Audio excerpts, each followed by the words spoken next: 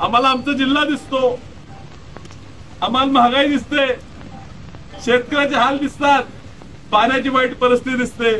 आम्ही इथलंच बोलणार, आम्ही गावातच बोलणार, आम्ही गल्लीतलंच बोलणार. तुमच्या तालुक्यात एवढा संपर्क आहे असं म्हणतात, तो जनतेत नाहीये. फक्त प्लॉटवाले, वाळूवाले, धंदेवाले या लोकांच्यातच फिरायचं. काय गडी राऊत, काय त्यांना संजय राऊताला कळलं दिसलं कुणाला माहित. सांगलीत आली, फिरून गेली. आता इलेक्शन लागले 48 मतदारसंघात, दिवस 15-20 दिवस असतात, त्यातला आठवडा घालवलाय सांगलीतच. रोज सकाळी टीव्ही चालू केला, भारतात निवडणूकच नाही, निवडणूक फक्त सांगलीचीच लागली, दुसरं काय घडी बोलनाच. आज मला ऐकायला मिळालं अमित शहा येणार आहेत, मोदी येणार आहेत, आणि पुन्हा म्हणतात हे अपक्ष आहे, मी विचार करते. अरे मग अपक्ष विचार करत नाही एवढं काय घाबरलाय? त्याला मत पडली पाहिजे म्हणून मग मला नाही, आम्ही गांधी कुटुंब आणणार, मोठी लोक आणणार, त्याचा प्रचार करणार. मी आता काय बी करा, कुठल्या मंचावर कुठला नेता गेला फरक पडत नाही. सुरुवात केली, मग खरसुंडी गटात सुरुवात, गावोगावी भेटी दिल्या. चांगलं वातावरण, चांगला प्रतिसाद काँग्रेस पक्षाच्या दृष्टीनं आम्हाला वाटत होता. निवडणुकीच्या काळात परत तुमच्या तालुक्यात येत असताना आपल्याकडे चिन्हच काँग्रेसचं नसेल असं आम्हाला वाटलं नव्हतं.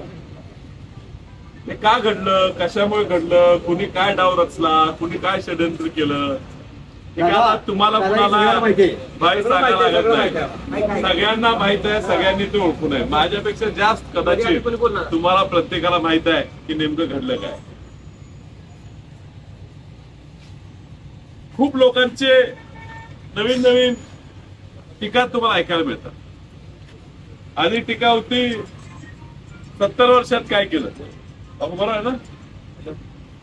आम्ही वसंतदादांचं काय काय काम सांगायला चालू केलं तर पुन्हा म्हणता आहो ते दादांच्या काळातलं सांगू नका, आत्ताच सांगा. म्हणलं आता तर आम्हाला तुम्ही तिकीट बी दिलं नाही, तुम्ही 10 वर्षात काय केलं ते सांगा. त्याला फडणवीस येऊन म्हणतात गल्लीच्या गोष्टी सोडा, दिल्लीचं बोला, दिल्लीचं बोला. आता आम्हाला गल्लीच दिसते, आम्हाला आमचा जिल्हा दिसतो, आम्हाला महागाई दिसते, शेतकऱ्याचे हाल दिसतात, पाण्याची वाईट परिस्थिती दिसते. आम्ही इथलंच बोलणार, आम्ही गावातच बोलणार, आम्ही गल्लीतलंच बोलणार. आम्हाला ते दिल्लीत काय चाललंय कळत नाही. 10 वर्ष खासदारांनी स्वतःचा स्वार्था पलीकडे काही पाहिलं नाही. त्यांची इस्टेट कशी वाढेल, माझा एखादा 4 कारखाना कसं होईल, कुठे कुठे जमिनी घेता येईल. तुमच्या तालुक्यात एवढा संपर्क आहे असं म्हणतात, तो जनतेत नाहीये. फक्त प्लॉटवाले, वाळूवाले, धंदेवाले या लोकांच्यातच फिरायचं. जमिनी अडकलेल्या कुणाचे बळकावून दमदाटी करून ताब्यात घ्यायच्या, कलेक्टरकडे खासदारकीचं वजन वापरून सोडवून घ्यायच्या, प्लॉटिंग करून घ्यायचं. ह्याच्या पलीकडे खासदारांनी 10 वर्षात काय केलं नाही आणि त्याला करायचं बी. आणि वर त्यांनी कुणाला ते धरलंय. आता काय कोण म्हणतात महाराज बिराज काय काय चालू असतं. तुमच्या तालुक्यात जास्त वेळ महाराज मटार पिटारच करत असतात. जनतेचं काय चाललंय माहित नाही तर तेच चाललंय. त्यामुळे वरनं काहीतरी करून तिकीट आणायचं आणि विरोधकात कुठल्याही परिस्थितीत विशाल पाटील उभारू नये ह्यासाठी गेले 4 महिने प्रयत्न चाललाय. प्रत्येक ठिकाणी देव पाण्यात ठेवलेला आहे.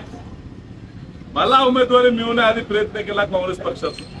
मी आधी जुळवून घेतलं. डॉक्टर विश्वजित कदम, विक्रम सावंत, जयश्री वहिनी, पृथ्वीराज पाटील आम्ही सगळे गेलो. पहिला काँग्रेसमध्ये तिकीट फिक्स केलं. पुन्हा त्याला लक्षात आलं काँग्रेस तिकीट ह्यालाच मिळते, आता मला त्रास होणार. मग डाव रचना, जागा द्यायची वंचित आघाडीला. पैलवानला तयार केलं, वंचित आघाडीत पाठवलं. वंचित आघाडीने जवळजवळ जाहीर पण केलं उमेदवारी. तर त्याला लक्षात आलं यांचा डाव काय. शेवटी ते पण डॉक्टर बाबासाहेब आंबेडकरांचे नातू आहेत, प्रकाश आंबेडकर. त्यांना पण कळते तरी लगेच सांगितलं नाही बाबा इथं काय ते घोळ चाललाय, तुला मी तिकीट देत नाही, मी मागतच नाही सांगली. पुन्हा यांचं नवीन टोका चाललं, आता शिवसेनेकडनं घेऊया. शिवसेनेत गेले काय गडी राऊत, काय त्यांना संजय राऊताला कळलं दिसलं कुणाला माहित. सांगलीतनं आली फिरून गेली. आता इलेक्शन लागले 48 मतदारसंघात, दिवस 15-20 दिवस असतात, त्यातला आठवडा घालवलाय सांगलीतच. ते बी सभेला 100 लोक गोळा होईना.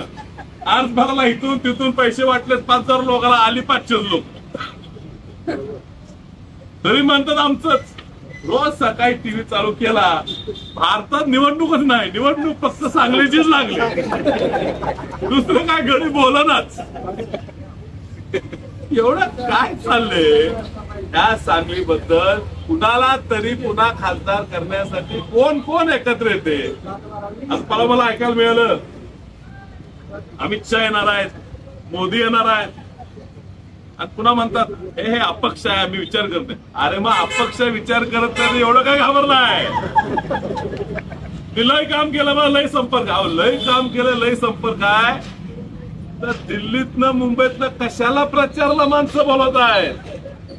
आता त्यातलं बी काय होणार नाही त्यांना लक्षात आहे.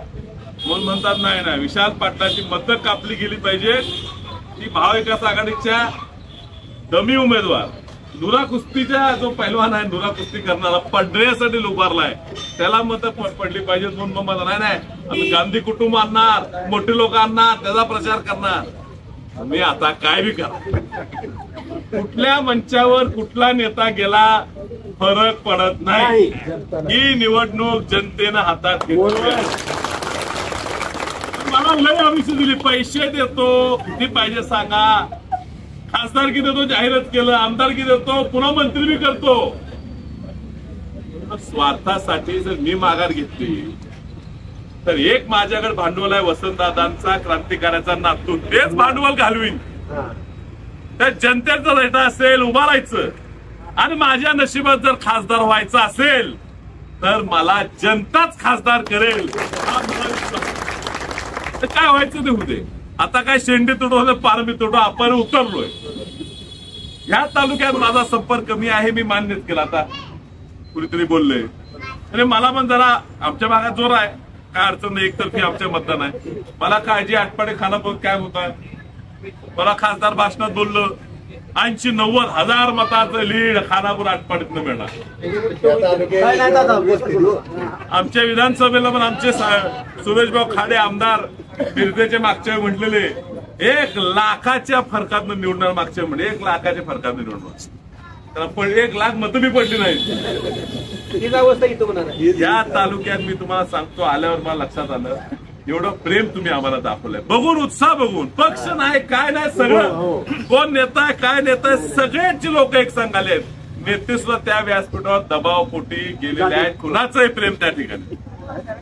आणि एवढं प्रेम तुम्ही आमच्या वसंतदादा कुटुंबावर आजही करता, याची जाणीव आम्हाला आहे आणि कधीच तुटू देणार नाही. निश्चितच